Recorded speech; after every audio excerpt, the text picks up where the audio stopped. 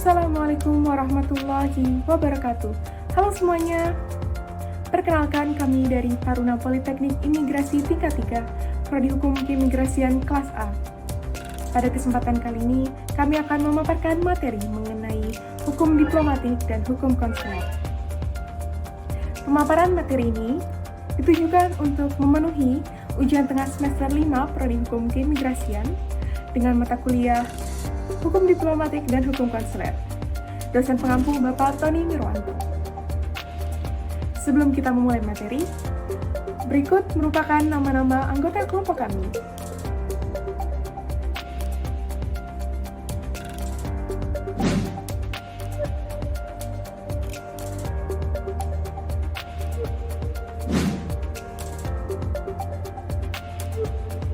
Ayo teman-teman, kita mulai pembahasannya. Yang pertama akan kita bahas, yaitu konsep umum hukum diplomatik dan konsuler. Teman-teman udah pada tahu belum apa itu diplomatik dan konsuler? Secara terminologi bahasa, diplomatik merupakan pelaksanaan hubungan resmi antar negara. Sedangkan konsuler, yaitu membantu dan melindungi warga negaranya serta memfasilitasi hubungan perdagangan dan persahabatan.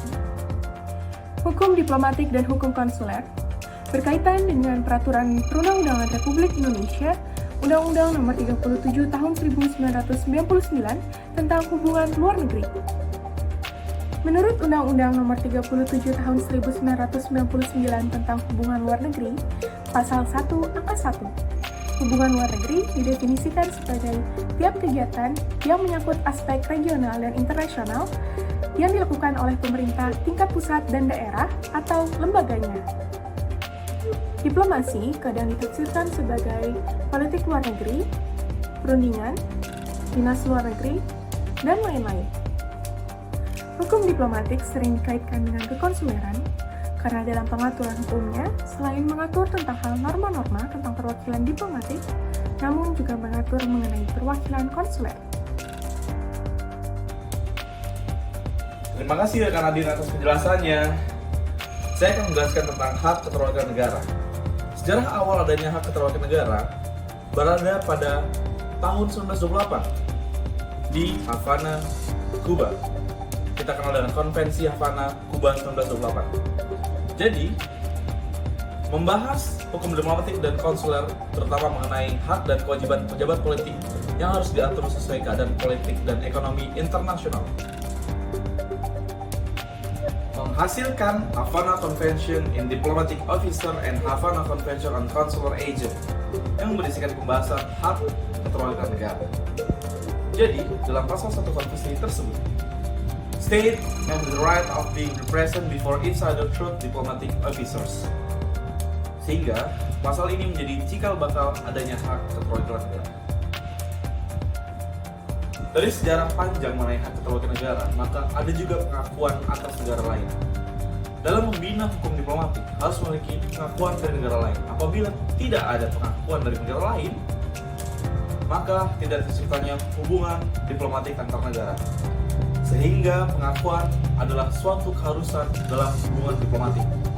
Pada intinya, jika suatu negara yang bermaksud untuk membuka hubungan diplomatik, negara lain memiliki persyaratan, yaitu poin pertama ialah negara merdeka dan berdaulat. Lalu poin kedua, negara tersebut harus mendapat pengakuan dari negara lain. Maka negara-negara yang menjalin suatu hubungan diplomatik sehingga terciptanya mutual consent atau persetujuan bersama. Hukum diplomatik menurut ahli Sumario Suryo Kusumo dalam prinsip hukum internasional, hukum diplomatik memiliki fungsi mengatur hubungan antar negara yang dilakukan atas dasar pemufakatan bersama negara satu dan lainnya. Kemudian ketentuan prinsip tersebut dituangkan dalam instrumen hukum sebagai hasil kodifikasi hukum internasional dan pengembangan kemajuan hukum internasional. Adanya perjanjian internasional dapat menjadi salah satu pertimbangan dalam penerapan keputusan yang akan diambil oleh Mahkamah Internasional sebagai penanggung jawab dalam permasalahan sengketa antar negara.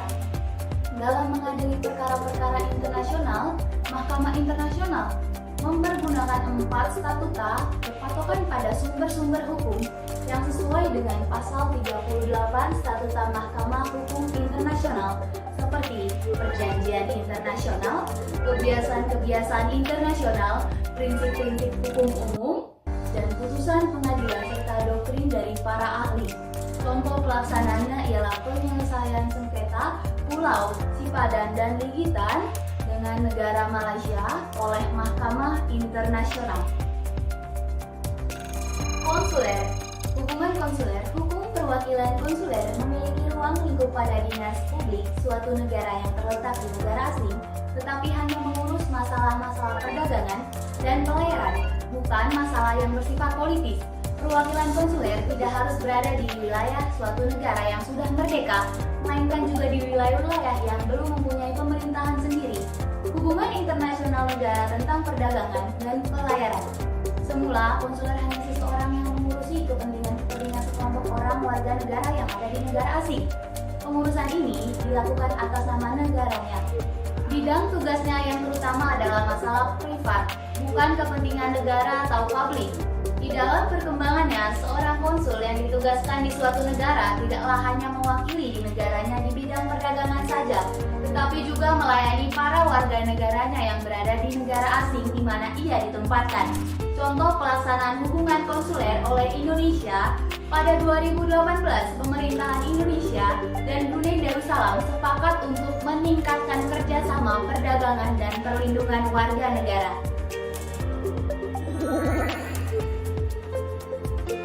Di sini saya akan menjelaskan mengenai Konvensi Wina tahun 1961 mengenai hubungan diplomatik.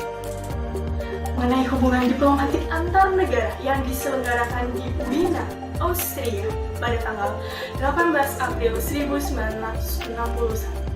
Di sini saya akan menjelaskan mengenai isi-isi kesimpulan dari konvensi tersebut. Yang pertama, pasal 1 sampai pasal 19 mengenai misi-misi diplomatik dan hak-hak, cara pengangkatan dan penyerahan surat-surat kepercayaan dari Dubes. 2. Pasal 20 sampai pasal 28 mengenai kekebalan dan keistimewaan misi-misi diplomatik yang di dalamnya termasuk pembebasan atas berbagai pajak. 3. Pasal 29 sampai pasal 36 mengenai kekebalan dan keistimewaan yang ditujukan pada para diplomat dan keistimewaan untuk para anggotanya dan staf-staf yang bekerja pada mereka. 4. Pasal 48 sampai 53 mengenai ketentuan penandatanganan aksesi, ratifikasi, dan mulai berlaku konvensi tersebut. Selanjutnya, saya akan membahas mengenai Konvensi Wina tahun 1963 mengenai hubungan konsuler.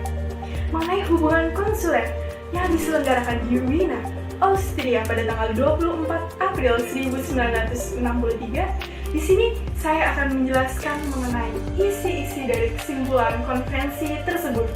Yang pertama, pasal 1 mengenai istilah-istilah kekonsuleran. 2. Pasal 2 sampai 27 mengenai pembentukan hubungan konsuler, fungsi konsulat, dan tugas pelaksanaan konsulat di perwakilan negara. 3. Pasal 28 sampai 57 mengenai fasilitas, hak istimewa, kekebalan konsuler, dan masa berakhirnya fungsi konsuler. Dan yang terakhir, yang keempat, pasal 58 sampai 79 mengenai ketentuan-ketentuan lain. Dan yang dapat kelompok kami sampaikan, video ini merupakan sebagai hasil capaian pembelajaran mata kuliah Hukum Diplomatik dan Konsuler, serta sebagai nilai ujian tengah semester mata kuliah Hukum Diplomatik dan Konsuler. Kami dari kelompok genap kelas Hukum A mengucapkan banyak terima kasih dan memohon maaf jika terdapat kekurangan dalam penyampaian video ini. Sekian dan terima kasih. Wassalamualaikum warahmatullahi wabarakatuh.